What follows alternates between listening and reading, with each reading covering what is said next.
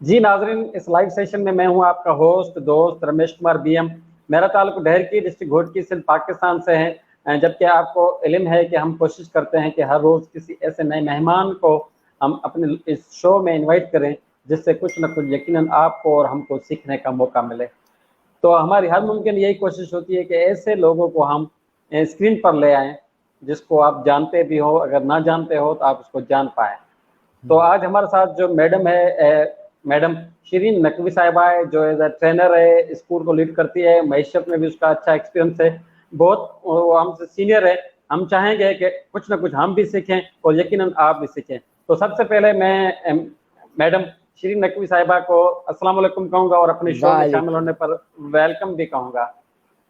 بہت جی شکریہ میڈم۔ رمیش، آپ نے ڈھیرکی میں گھوٹکی ڈسٹرکٹ گھوٹکی میں بیٹھ کے ہمارا سوچا، اس کے لیے سر آنکھوں پہ آپ کو بہت بڑا سلام۔ جی شکریہ میڈم۔ اچھا، آپ اپنا تھوڑا سا تعارف کرا دیجیے گا۔ ویسے بہت سے لوگ آپ کو جانتے ہیں، لیکن پھر بھی میں چاہوں گا جو ناظرین اس وقت دیکھ رہے ہیں یا یقیناً بعد میں بھی دیکھیں گے، تھوڑا اپنا پورا انٹروڈکشن کرا دیں۔ تھینک یو جی، میں پشاور میں پیدا ہوئی، میٹرک وہاں سے کر کے کنیٹ کالج لاہور گئی، پھر کراچی آ کے یہاں سے بی بی اے کیا IBA سے۔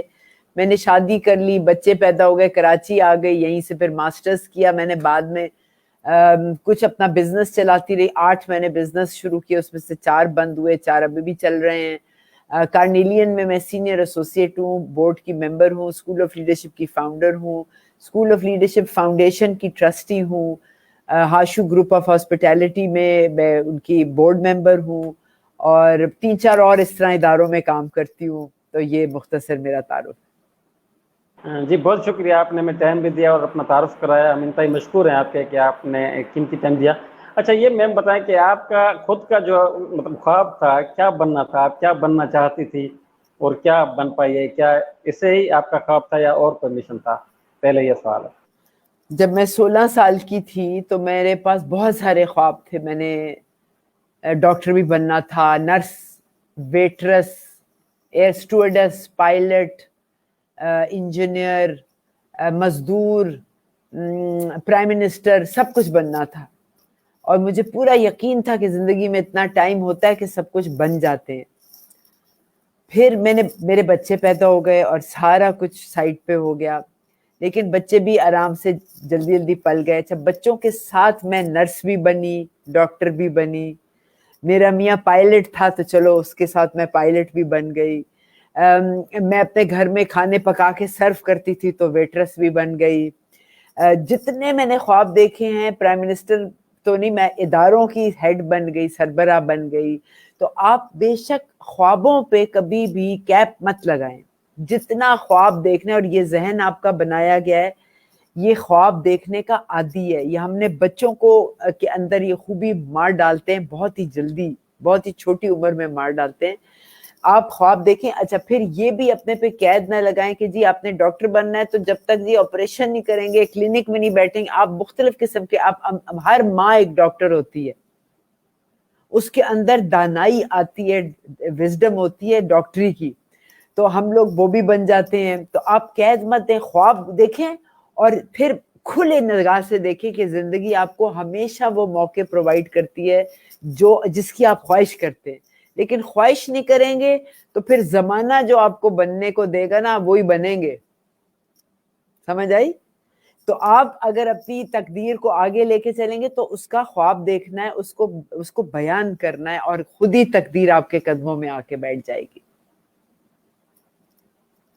اچھا میم، ماشاءاللہ آپ نے اچھا ایکسپلین کیا ہے۔ ویسے بہت سے لوگ مایوس ہو جاتے ہیں کہ مجھے یہ بننا تھا، میں یہ نہیں بن پایا، تو آپ نے ایسا کیسا ایکسپلین کیا جس سے لوگ زیادہ مطمئن ہو رہے ہیں؟ تھوڑا سا اس حوالے سے بتائیں، کیونکہ بہت سے لوگ مایوس ہو جاتے ہیں، تو وہ مایوس نہ ہو۔ آپ ایک موٹیویشنل ٹرینر بھی ہیں۔ میں وہی بتا رہی ہوں نا رمیش کہ ہم لوگ بہت نیرو دیکھتے ہیں، بہت محدود طریقے سے کسی چیز کو دیکھتے ہیں کہ میں پائلٹ بنوں گی جب میں جہاز میں بیٹھوں گی۔ لیکن میرے خیال میں نے پائلٹ بہت شوق تھا مجھے بننے کا، اللہ نے کیا کیا، میری پائلٹ سے شادی کرا دی۔ ٹھیک؟ تو کسی نہ کسی طرح سے آپ کا وہ شوق پورا ہوتا ہے۔ پھر مجھے بڑا شوق تھا نرس بننے کا، میرے خاندان میں جتنے لوگ بیمار ہوتے تھے میں ان کے ساتھ ہسپتال میں رہ کے ان کی ساری نرسنگ میں کرتی تھی. تو مجھے کوئی ضرورت نہیں تھی کہ میں نرس کے یونیورسٹی جا کے پڑھوں, سیکھوں, کسی جگہ جاب لوں. نہیں, میں نے اپنی زندگی کے بہت سے دن ایسے نرس بننے میں گزار دیے. ٹھیک, تو اگر میں زندگی کو اتنا نیرو دیکھوں گی تو میں ڈس اپوائنٹڈ ہی رہوں گی. لیکن آپ اس کو وسیع کر کے دیکھیں تو بہت سے موقع آتے ہیں جہاں آپ ہر چیز بن سکتے ہیں. اس کا ساتھ ساتھ شکر کرتے جائیں. شکر کرنے کے لیے تو سارے آپ کے موقع پورے ہوتے ہیں, ورنہ کیا فائدہ اگر کڑتے ہی رہو سارا, ہائے میں یہ بھی نہیں بنی, ہائے میں یہ بھی نہیں بنی. کڑنے سے اچھا ہے ذرا بسی. اچھا پھر کیا ہوتا ہے, ایک اور چیز میں ہمارے نوجوانوں میں دیکھتی ہوں کہ وہ کہتے ہیں جی ہم نے تو مارکیٹنگ کرنی ہے, جی فائنانس پڑھنا ہے, جی آڈٹ پڑھنا ہے, تو چارٹرڈ اکاؤنٹنٹ پڑھنا ہے. میں کہتی ہوں بھاڑ میں جاؤ یار, جو بھی پڑھنا ہے, جی جی جو بھی پڑھنا ہے نا, پڑھائی ہر جگہ کام آتی ہے. آپ اگر میں نے کتنے انجینئروں کو ملی ہوں, انجینئرز جو مینجمنٹ کنسلٹنسی میں آ گئے, کتنے لائر ہیں جو انجینئر بن گئے ہیں. آپ جو مرضی پڑھیں, علم کبھی ضائع نہیں ہوتا. میں نے جیسے ماسٹرز کیا تھا, ایم بی اے کیا تھا آئی بی ایس سے انفارمیشن سسٹمز میں, اس وقت ہم نے کمپیوٹر لینگویجز پڑھی تھی, کوبال, فورٹران, جو کہ کب کی میں خیال 20 سال ہوئے وہ زبانیں ختم ہو چکی ہیں. اس کا مطلب ہے کہ میرا ایم بی اے بیکار ہو چکا ہے؟ نہیں, لیکن اس میں نے کیا سیکھا تھا, اینالیٹیکل تھنکنگ. سیکوینس میں آپ پروگرام کیسے لکھتے ہیں اور اس میں سے بگس کیسے نکالتے ہیں, اس کو دوبارہ انالیسس کو بگ پکچر میں کیسے دیکھتے ہیں, آرگنائزیشن کے پرزے کیسے, ہر چیز میں آج بھی اس علم کو استعمال کر سکتی ہوں. تو اب بیماری کیا ہے کہ جی اگر آپ مارکیٹنگ پڑھیں اور مارکیٹنگ میں ہی جاب ڈھونڈتے رہیں تو آپ اپنی دنیا کو پھر بڑا محدود کر رہے ہیں. آپ مارکیٹنگ کریں, مجھے بتائیں کہ زندگی کا کون سا پہلو ہے جس میں مارکیٹنگ نہیں کام آتی. چھوٹا بچہ بھی مارکیٹنگ کر رہا ہوتا ہے اپنے ماں باپ کے ساتھ جب اس کو کھلونا چاہیے ہوتا ہے. اچھا فائنینس پڑھ لیں تو مجھے بتائیں زندگی کا کون سا پہلو ہے جہاں فائنینس نہیں کام آتا, ہر جگہ کام آتا ہے. تو اپنی نالج پہ, اپنی پڑھائی پہ, اپنی کوالیفیکیشن پہ اعتماد رکھیں اور دنیا میں کہیں بھی نکل جائیں. میں بتاتی ہوں نا, میں بڑے بچوں کو جابز دیتی ہوں, بڑے نوجوانوں کو میں جابز دیتی ہوں. میں نہیں دیکھتی ان کا سی وی کہ انہوں نے پڑھا کیا ہے, ڈگریاں کون کون سی لائیں. میں دیکھتی ہوں اس میں سیکھنے کا جذبہ ہے, غلطیوں سے سیکھتا ہے, غلطی مانتا ہے, اس کی انا کتنی بڑی ہے, اس کی کمٹمنٹ کتنی زیادہ ہے, اس کا جذبہ کیسا ہے, یہ دیکھتے ہیں ہم. باقی تو سب کچھ سیکھا جا سکتا ہے, اور باقی تو ہزاروں لاکھوں بیٹھے ہیں جو وہی سی وی لا کے دکھا رہے ہیں. مجھے اس کا کوئی شوق نہیں. سمجھ آ گئی؟ زبردست, بہت اچھا ایکسپلین کیا ماشاء اللہ, زبردست. اچھا آپ کا معیشت کے حوالے سے ایکسپیرینس ہے وہ کیسے رہا, اور کاروبار میں آپ نے کہا کہ 8 کاروبار تھے, 4 ہے, تو اس کی کیا وجوہات ہے؟ جی بس یہ کہ بچپن سے میرے ماں باپ نے مجھے سکھایا تھا کہ تم نے دکان لگانی ہے. حالانکہ دونوں میرے ماں باپ پروفیسرز تھے پشاور یونیورسٹی میں. میری امی جرمن پڑھاتی تھی اور میرے والد فزیکل ایجوکیشن کے ڈائریکٹر تھے. لیکن ہمیں ایسے ہر چیز کا انہوں نے شوق ڈالا. آپ ہر کھیل میں, ٹینس, بیڈمنٹن, فٹ بال سے لے کے درخت چڑھنا, چھتیں چڑھنا, امبرائڈری کرنا, کپڑے سینا, کوکنگ کرنا, اسی طرح کا ایک شوق تھا انٹرپرینورشپ. تو ہمیں وہ دیتے کہ جی نیمبو لو, پانی لو, گلاس لو, نیمبو پانی بناؤ, باہر بیٹھ جاؤ, بیچو, چونی کا بیچو. چلو جی ہمیں چسکا چڑھ گیا جی پیسے کمانے کا. تو ہم نے پھر اپنی ڈرائنگز بناتے تھے, پینٹنگز بناتے تھے, گھر والوں کو ہی بیچ دیتے تھے. لیکن وہ سینس آ گئی تھی. اب وہ والی سینس میرے ساتھ ہمیشہ رہی ہے. میں نے 8-9 بزنس لگائے. اچھا وہ جیسے میں نے لگائی کراچی میں ایک میوزیم ہے, برڈز گارڈن میں میوزیم ہے, تو وہاں میں نے میوزیم میں ایک دکان لگائی جہاں سووینئرز میں بیچتی تھی. بڑی میں نے خوبصورت دکان لگائی تھی. اس میں موہنجو دارو اور رپا کے سووینئر تھے, لیدر کی جیکٹس تھیں, پاکستان کی ٹی شرٹس تھی, سینز کے ساتھ ٹی شرٹ, بہت اچھا مال تھا. لیکن مصیبت کیا ہوتی تھی کہ وہ ایم کیو ایم والے آ کے میرا سامان چوری کر لیتے تھے, میرے پیسے چوری کر لیتے تھے. تو مجھے اتنا نقصان ہوا, میں نے دکان بند کر لی. پھر میں نے یہ جو ٹی شرٹس بناتی تھی میں بے تحاشا خوبصورت ہنزا تک بیچتی تھی, کراچی سے ہنزا تک. اس میں بہت مزہ آتا تھا, لیکن انٹلیکچوئل گروتھ کوئی نہیں تھی. پیسہ ہی پیسہ تھا لیکن انٹلیکچوئل گروتھ نہیں تھی. اور مجھے تھی بھوک دماغی گروتھ کی. تو وہ میں نے خود ہی بند کر دیا. 4-5 سال خوب دبا کے چلایا, بڑا مزہ کیا. پھر میں نے جی کھولا ایک, مجھے گونگے اور معذور لوگوں کے ساتھ کام کرنے کا بڑا شوق تھا. تو میں نے ایک بیکری لگائی جس میں جو 16 گونگے چلاتے تھے. تو میں نے جرمنی سے ایک بیکر بلائی, ایک خاتون آئی, وہ میرے گھر پہ 10 ہفتے ٹھہری اور اس نے 16 گونگوں کو سکھایا کہ بیکنگ کیسے کرتے ہیں, جرمن بیکنگ اعلیٰ قسم کی. میں نے بڑے پیسے جمع کر کے ایک زبردست بیکری کھولی. اب بھی وہ چلی, اب وہ 2.5 سال چلی, لیکن اس میں یہ تھا کہ یہ گونگے کام نہیں کرتے تھے. یہ کہتے تھے جی ہم نے کام 3 گھنٹے کریں گے, پھر آرام کریں گے, پھر جھاڑو نہیں لگائیں گے. نخرے, اتنے نخرے تھے ان کے کہ میں خود جھاڑو لگا کے, باتھ روم دھو کے, برتن دھو کے, صبح 6 بجے اٹھ کے میں خود ڈبل روٹیاں کاٹ رہی ہوں, دکانوں تک پہنچا رہی ہوں. پھر میں 2.5 سال کے بعد تنگ آ کے میں نے کوڑیوں کے بھاؤ وہ سامان سارا بیچ دیا اور ختم کر دی. پھر میں نے ایک چاٹ کی دکان کھولی, وہ بھی گونگوں کے ساتھ. وہاں بھی یہی ہوا, وہ کام نہیں کرتے تھے, بھاگ جاتے تھے, وہ بھی میں نے بیچ دی کسی کو. پھر میں نے ایک درزی کی دکان کھولی, اس میں میرے پاس 2 گونگے جو ابھی بھی چل رہی ہے. ابھی بھی وہ دکان فیس 2 ایکسٹینشن میں ہے, ڈیفینس کراچی میں. 2 گونگے بھائی ہیں, ان کے ساتھ اور بھی آتے ہیں, وہ ہیلپ کرتے ہیں, ترپائی کرنا, کڑھائی کرنا وغیرہ. تو وہ بہت اچھی چل رہی ہے. اچھا, پھر میں نے گونگوں کے آرٹسٹ بڑے اچھے ہوتے ہیں یہ, تو ان کا میں آرٹ ورک لیتی اور اس کا ایک پورٹ فولیو بناتی سی ڈی پہ. وہ میں کمپنیوں کو دیتی کہ آپ اپنے عید کارڈ بنانا چاہیں, سیزن گریٹنگ, نیو ایئر کے کارڈ بنانا چاہیں, تو ان کی ڈرائنگ اٹھائیں, میں آپ کے لیے کارڈ پرنٹ کراؤں گی آپ کی بیچ میں وشز لکھ کر, اور آپ جو پیسے مجھے دیں گے میں اس گونگے آرٹسٹ کو دوں گی. تو اس طرح ان میں بھی انٹرپرینورشپ اپنے ہنر سے پیدا ہوگی. تو وہ بھی کچھ عرصہ چلا, لیکن وہ بھی آگے نہیں چل سکا. تو اس طرح 4 جو میرے فی الحال بزنس چل رہے ہیں, وہ اسکول آف لیڈرشپ ہے, اسکول آف لیڈرشپ فاؤنڈیشن. امواج میں نے کھولا جو میسز میں ٹریننگ کرتا ہے, اور یہ میرے گونگوں کی دکان جو چل رہی ہے. یہ میرے 4 بزنس ابھی تک قائم ہیں. ماشاءاللہ, بہت زبردست. اچھا میم یہ بتائیں کہ مطلب کاروبار کھولنا آپ کا ایک شوق ہے, یا پھر آپ ایسے کہتے ہیں سماجی کام بھی ہو, لوگ مطلب ٹرینڈ ہو, خود بخود مطلب وہ اپنے آپ چلنا سیکھ جائیں؟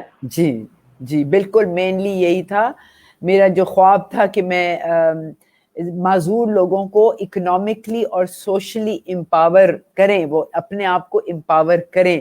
تو اس حوالے سے میں نے یہ 4-5 پروجیکٹس لگائے تھے. مجھے لوگوں نے بڑے پیسے دیے, میں نے ان کو بڑی بڑی ٹریننگز کروائیں, بہترین ماہروں سے بلا کے, اس میں انویسٹمنٹ کی, اعلیٰ قسم کا اکوپمنٹ لگایا, زبردست دکانیں سجائیں. لیکن وہی کام نہیں کرنا چاہتے, میں ان کے اندر جذبہ نہیں پیدا کر سکی. اور چونکہ میرے اور بھی اتنے کام تھے, میں خود ذاتی طور پہ ان کے ساتھ بیٹھ نہیں سکی. مجھے یقین ہے اگر میں 24 گھنٹے ان کے ساتھ بیٹھتی تو 3-4 سال لگتے اور وہ دکان چل جاتی. لیکن چونکہ میں اتنے دکانوں میں بٹی ہوئی تھی, میں 24 گھنٹے کسی ایک دکان کو وقت نہیں دے سکی. پھر جو میں نے مینیجر رکھے وہ بھی کہیں بکھر گئے, بھاگ گئے. اس طرح کی کافی کہانیاں ہوئیں, لیکن بڑے اچھے سبق تھے. میرا کوئی ریگریٹ نہیں ہے کہ کیوں لگائی, پیسہ بیکار میں ضائع. لیکن میں وہ ساری چرونیاں اٹھنیاں میں اپنا زیور بیچتی تھی, دکان لیکن وہ ایک اندر ایک خیال آتا ہے نا کہ کرنا ہے, اس کے بعد چھڑنا نہیں, بس کر کے چھوڑو, چاہے بند ہو جائے جو مرضی, لیکن مجھے اپنے آگے گواہی دینی ہے کہ میں کر سکتی ہوں. یہ میرے لیے سب سے زیادہ ضروری چیز ہوتی ہے. اچھا, زبردست. آپ کا جو اسکول آف لیڈرشپ ہے اس کا کیا موٹیو ہے, مطلب وہ کیسا ادارہ ہے, کیسے چل رہا ہے, کہاں پر چل رہا ہے؟ دیکھیں, میرے بچے جب ٹین ایجرز تھے, اسکول میں پڑھتے تھے, تو ان کے ساتھ میں ان کے دوستوں کے ساتھ بہت کلوسلی کام کرتی تھی. میں ٹیچنگ بھی کرتی تھی ان کے اسکول میں, اور میں دیکھتی تھی کہ پاکستان کا نوجوان بے حد انٹیلیجنٹ ہے, اتنا عقل مند ہے نا, اتنا ذہین ہے. لیکن جب میں ان نوجوانوں سے پوچھتی تھی کہ تمہارے کیا ایسپریشنز ہے مستقبل کے لیے, کسی کو کچھ نہیں پتا تھا, کوئی موٹیویشن تھی نہیں مستقبل کی. تو میں اتنا پریشان ہوں, مجھے اتنا غصہ آیا کہ یہ کیوں اتنا پاکستان کا انٹیلیجنٹ نوجوان اپنے کو ضائع کر رہا ہے. باہر چلے جاتے, باہر پڑھنے, وہیں رہ گئے, وہیں. بھئی یہاں کرو نا, یہاں سب کچھ کرو, اپنی دیس کی مٹی دیکھو کتنی حسین ہے. لوگ اتنا نیک کام کرتے ہیں کہ جنت جائیں. میں کہتی ہوں پاکستان آلریڈی ہمیں جنت مل چکا ہے, یہ زمین اتنی خوبصورت ہے. لیکن یہاں کے لوگ نہ یونٹی ہے, نہ فیتھ ہے, نہ ڈسپلن ہے. بس ہم نے تلواروں پہ اور پہاڑوں پہ لکھ دیا ہے لیکن قائد اعظم کے اس 3 لفظوں پہ میں کہتی ہوں اگر یہ قوم کامزن ہو جائے تو ہم دنیا کی بہترین قوم بنیں گے. تو اس جذبے کے ساتھ، اس غصے کے ساتھ میں نے اسکول آف لیڈرشپ کھولا، جس میں کامران رضوی اور سائمہ خان میرے ساتھ تھے، صبا احمد ایک اور ہماری سہیلی تھی. وہ ہم نے ینگ لیڈرز کانفرنس کے ساتھ شروع کیا جو اب 19ویں سال میں ہے، اور ہم نے ہزاروں کی تعداد سے یوتھ کو ٹرین کیا ہے. مین پرپس رمیش یہ ہے کہ ہمارے یوتھ میں کانفیڈنس آ جائے. ہم یا انڈر کانفیڈنٹ ہیں یا اوور کانفیڈنٹ ہیں. انڈر کانفیڈنس کیا ہوتا ہے؟ میرے اوپر رینج کے چلے جاؤ، میں تو غلام ہوں، آپ جو کہیں گے جی میں کر دوں، وہ انڈر کانفیڈنس. اوور کانفیڈنس کیا ہوتا ہے؟ غرور آ جاتا ہے، جی میں ہی سب کچھ ہوں، میں وڈیرا بھی ہوں، میں بادشاہ بھی ہوں، میں ڈکٹیٹر بھی ہوں. کچھ نہیں بنے گا اس طرح. جو میزان کی بات ہے نا کہ کانفیڈنس میں عاجزی ہوتی ہے، انکساری ہوتی ہے، جس میں آپ جھک کے سلام بھی کرتے ہیں، شکر بھی کرتے ہیں اور آگے کی طرف دوڑ بھی رہے ہوتے ہیں. پریشانی ہوتی ہے کہ میں اللہ کا وسیلہ ہوں، مجھے اس کی نعمتوں کی بھرمار کر دینی ہے. کانفیڈنس کیا ہے؟ میں وسیلہ ہوں. یہ کانفیڈنس ہے، میں وسیلہ ہوں. پھر آپ کہتے ہیں الحمد. جب آپ الحمد کہتے ہیں تو آپ تعریف کہتے ہیں. جب آپ تعریف کرتے ہیں تو آپ میں عاجزی آتی ہے اور آپ میں صبر آتا ہے، ایمان آتا ہے. اور پھر آپ یہ خوبیاں کسی بھی کام سے، چاہے آپ موچی بن جائیں، چاہے آپ دہی کی دکان لگائیں، آپ ریڑا لگائیں، آپ جو کام کریں، آپ مزدور ہو، آپ پین ہو، آپ نے وسیلہ بننا ہے اس کی نعمتوں کا. آپ کے جسم اور عقل اور روح کے ذریعے دوسرے کی کتنی خوشی کا سما پیدا کر سکتے ہیں آپ. اور یہاں پر کیا ہو رہا ہے کہ میں اگر رمیش کو عزت دیتی ہوں اور رمیش مجھے واپس عزت نہیں دیتے تو چلو دفع کرو رمیش کو، میں تو دوستی کرنی ہی نہیں. ہم نے سودا بنا دیا، سودا. ہم رشتوں میں سودا کرتے ہیں. اگر میں رمیش کو کہوں السلام علیکم اور رمیش مجھے جواب نہیں دیتے، میں کہتی ہوں دفع کرو رمیش کو، میں نے اس کے ساتھ نہیں کرنا.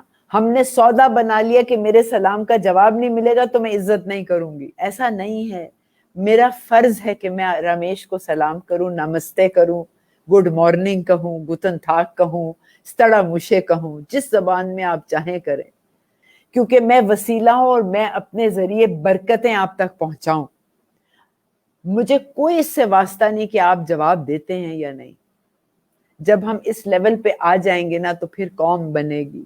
میں دینے آئی ہوں، لینا مجھے بعد میں ہے، بعد میں مل جائے گا، ابھی صرف دینے آئے ہیں ہم. اچھا میم، جیسے آپ نے کہا کہ مطلب بیچ والا جو گیپ ہے وہ ہونا چاہیے، یا تو آپ نے کہا مطلب بہت سے کم لوگ ہیں جو عاجزی پڑ جاتے ہیں یا اپر ہو جاتے ہیں، تو بیچ والے لوگ کیسے اس کو مینٹین کریں، کیسے اس پہ آئے؟ اس کے پاس، آپ کے پاس کون سا ایسا آئیڈیا ہے جیسے لوگ بیچ کی طرح آ جائیں؟ دیکھیے میں وہی آپ کو بتایا نا طریقہ، تو میں نے بتایا کہ آپ الحمد، ایک لفظ میرے لیے زندگی میں بہت بڑا لفظ ہے. الحمد کا مطلب ہے شکر کرنا، سوری تعریف کرنا. ٹھیک، اب میں رمیش کی تعریف کروں. رمیش آپ بہت سمارٹ لگ رہے ہیں، تو میں جب آپ کی تعریف کرتی ہوں رمیش تو آپ کو میں اونچا بٹھاتی ہوں، اور جس طرح میں کرتی ہوں مجھے اچھی فیلنگ ہوتی ہے کیونکہ میں ایک رمیش کو تحفہ دے رہی ہوں. یعنی میرے پاس دینے کے لیے کچھ ہے تو میں بھی مالا مال کیونکہ میرے پاس کچھ دینے کو ہے، اور رمیش بھی مالا مال کیونکہ اس کی تعریف ہوئی. تو تعریف جب ہم کرتے ہیں تو اس میں عاجزی ہوتی ہے اس کے اندر. جیسے اور جب عاجزی آتی ہے، اس کا مطلب، عاجزی کا مطلب ہے مجھ سے بہتر اور بہت سے ہیں.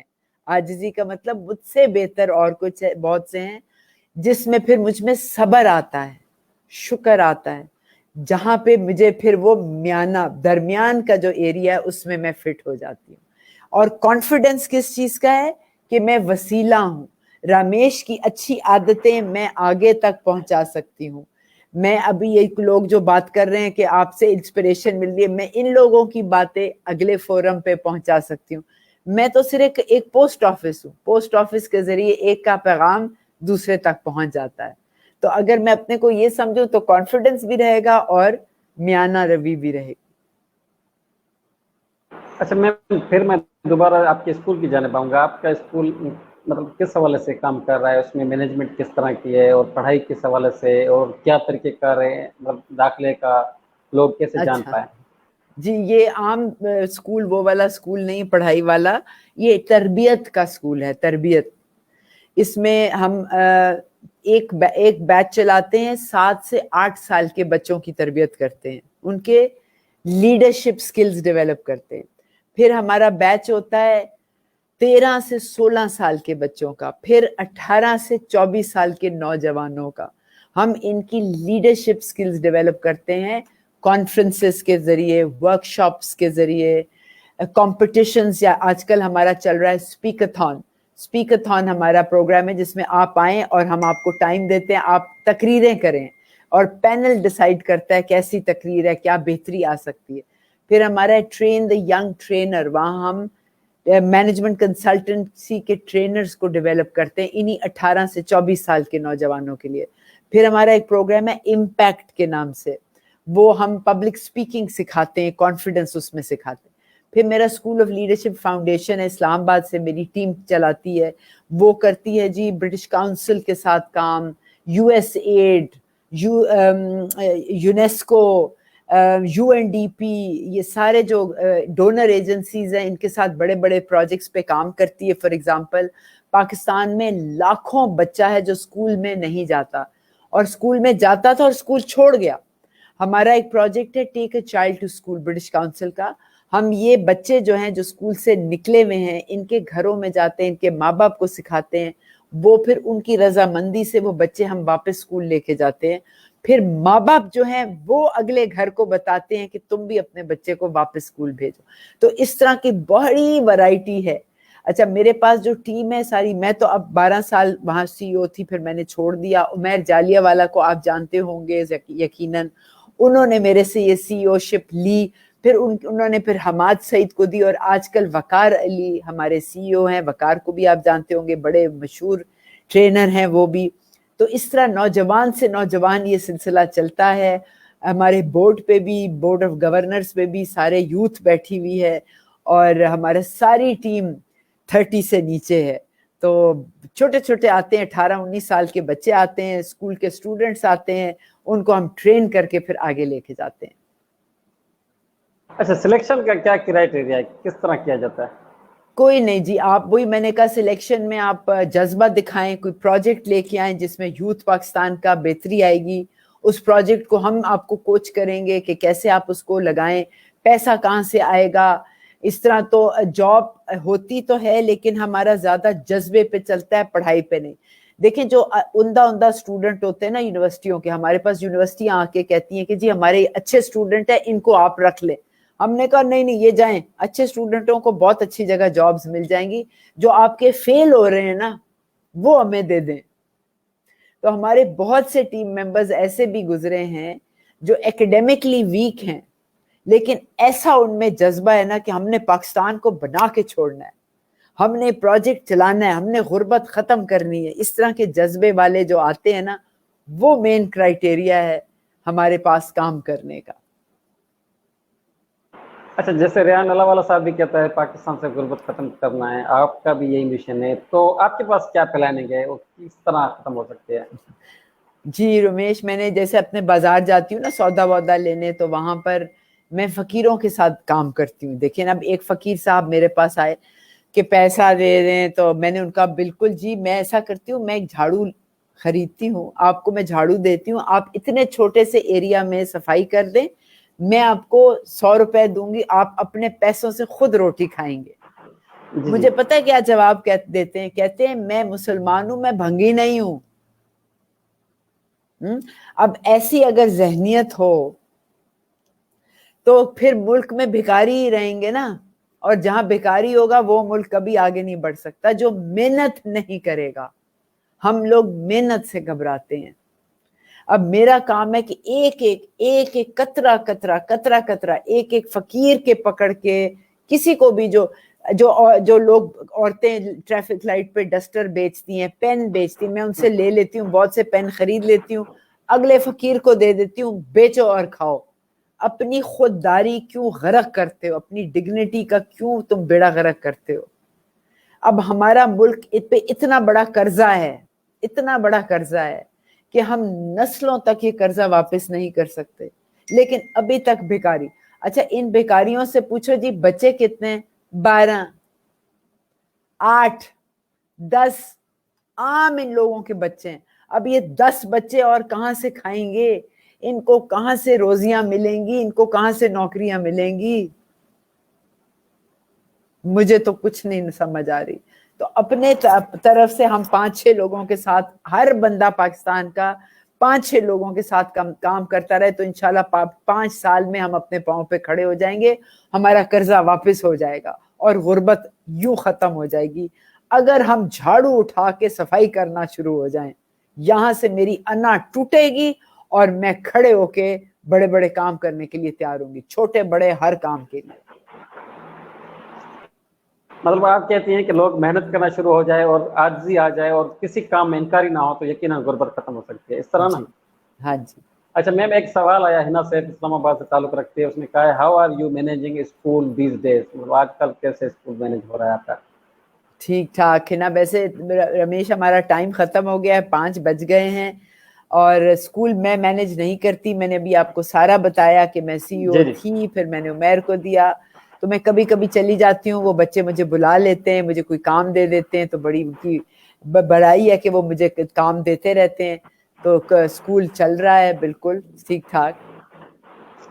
اچھا میم، آخر میں چاہوں گا 4 منٹ ہے، 4 منٹ میں آپ ایسا موٹیویشنل میسج دیں جو مطلب مختصر ہو لیکن پرسر ہو، لوگ مطلب کانفیڈنس اس میں بلٹ اپ ہو جائے، تو جی کون سا میسج دیں گے؟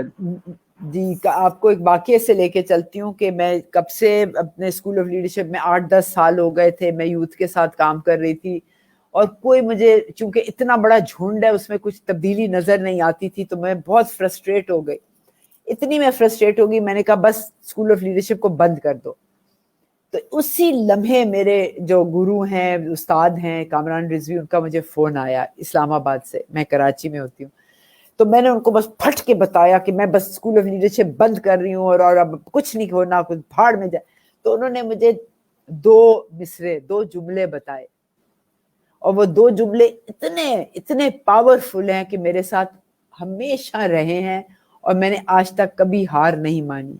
وہ پہلا جملہ ہے، اپنے خدا سے مت بتاؤ، اپنے خدا کو مت بتاؤ کہ طوفان کتنا بڑا ہے. طوفان کا مطلب مصیبتیں، چیلنجز، ہر چیز جو آپ کو مشکل لگے.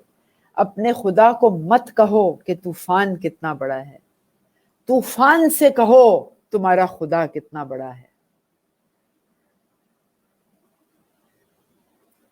اور ہر مشکل آپ کی آسان ہو جائے گی. تو ایک سبق تو یہ ہے کہ اپنے آگے اتنا بڑا مشن بناتے رہو اور ہار نہیں ماننی، کیونکہ پیچھے آپ کا خدا اتنا بڑا ہے جو آپ کے ساتھ. ایک اور گاندھی کی سٹیٹمنٹ مجھے بہت پسند ہے کہ تم اگر جو تبدیلی دیکھنا چاہتے ہو وہ پہلے وہ تبدیلی خود اپنے میں لے آؤ. Be the change you want to see. دوسروں سے مت توقع کرو وہ تبدیلی اگر خود نہیں چینج ہوتے ہو. تو یہ میرے آخری 2 پیغام تھے. رمیش آپ کا بہت شکریہ، آپ نے مجھے بلایا.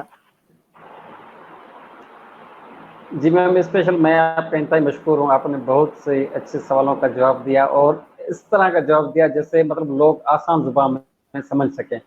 اور اسپیشلی آپ کا جو میسیج ہے وہ بھی ہمیں بہت اچھا لگا کہ لوگ جب تک خود تبدیل نہیں ہوگے یقیناً دنیا تبدیل نہیں ہوگی، یا مطلب ہم کوئی ایسی تبدیلی نہیں لا سکیں گے جبکہ ہم خود اپنے آپ میں کوئی چینج نہ لا سکیں. اور آپ کے جو آئیڈیاز تھے وہ بہت، ہم تو ویسے ہی موٹیویشن ہوتے ہیں آپ لوگوں کی وجہ سے، کیونکہ ہم دنیا ڈیجیٹل ہو رہی ہے تو ہم دیکھ رہے ہیں. لیکن اسپیشل پھر بھی میں آپ کے تسلسل سے لوگوں کو یہ میں بھی گزارش کروں گا کہ آپ بھی خدا را اپنے آپ میں چینج لائے. جو میم کا مشن ہے غربت کا خاتمہ سکے، اور اپنے آپ میں خود تبدیلی لائیں اور کام کرنے کی مطلب نیت رکھیں. ایسے نہ کریں کہ شارٹ کٹ میں مطلب پیسے آئیں اور ہم کام نہ کریں. دن کے 8 گھنٹے کام کرنے تو ہم 10 گھنٹے کام کریں. ایسے نہ کہیں کہ ہم 2 گھنٹے کام کریں گے، کیونکہ میں نے تو یہی سبق سکھا ہے کہ میم نے دکانیں کھول دی تو وہی کہتے ہیں ہم 2-3 گھنٹے کام کریں، یہ نہ کریں وہ نہ کریں. تو خدا را مطلب اپنے آپ میں ایکسکیوز نہ دیں، کیونکہ تبدیلی آنا بہت ناممکن ہے.